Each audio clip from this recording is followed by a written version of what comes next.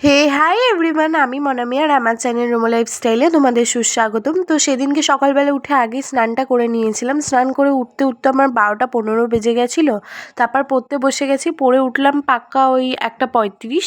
তারপরে পড়ে ঠরে নিয়ে তারপরে কিছু কাজ করব, তো সেটাই তোমাদেরকে বলে নিচ্ছিলাম, শুনে নাও। জাস্ট এই মাত্র পড়ে উঠলাম, আমি পড়তে বসেছিলাম 12টা নাগাদ, তার এখন দেখতে দেখতে 2টো বেজে গেছে। কিছু খাওয়া হয়নি, ভাবছি এখন গিয়ে খেয়ে নেবো আর তারপরে বাদবাকি কাজ করবো।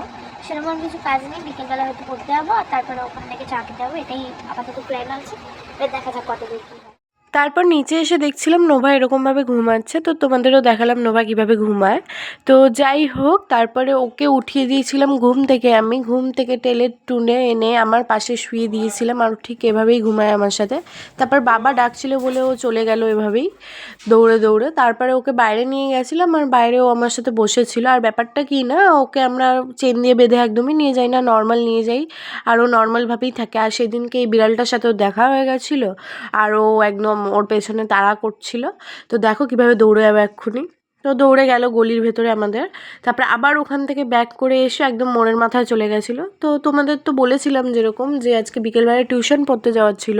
তো টিউশন থেকে বেরিয়ে তারপর চলে গেছিলাম হচ্ছে আলাপে, যেটা এর আগেও আমরা অনেকবার এসছি, তোমাদের সাথে ভিডিও আমরা শেয়ার করেছি। এখানে এসে অর্ডার দিয়ে কিছুক্ষণ বসে নিয়েছিলাম। তারপর রোহিত আমি গল্প করছিলাম, গল্প করতে করতেই চলে এসছে হচ্ছে আমাদের এখানকার প্রিয় চা।